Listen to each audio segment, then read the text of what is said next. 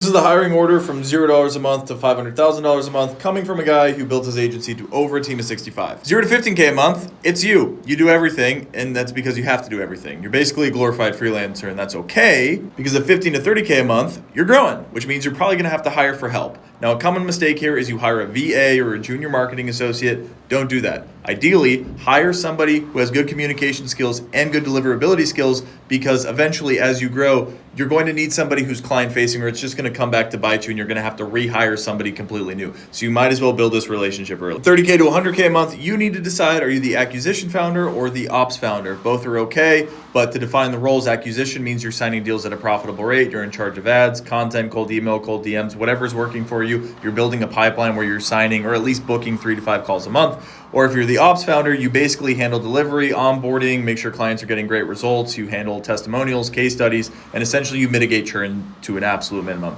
If you can sign deals profitably and then never lose those deals, then you're growing, and that's one hell of a business, and that's exactly the game we're trying to play. You're also gonna have an idea of what your first pod's gonna look like. Ideally, it should be at 70% gross profit. So for example, if one account manager can handle 10 accounts and you pay your account manager 5K, but you're charging each client 4K, well then 4K times 10 equals 40,000 minus $5,000, $35,000 in profit is top of class margins. And this is the sort of stuff you need to build, where essentially you're delivering clients top tier deliverability and also paying your team right and also having margins above 70%. Now at 100K to 250K a month, before you get to 100K a month, you should be the only salesman. You're going to close more deals than any salesman would. This is your baby. Your first salesman you hire is never going to be your best salesman. So until you're at 100K a month, you need to be closing all the deals. But once you get to 100K a month, you have acquisition solved, you have a pipeline, and a salesman's actually going to want to work with you. So you hire your first salesman, and if you're closing at a 30% rate and they can close at a 25 to 20% rate, happy days.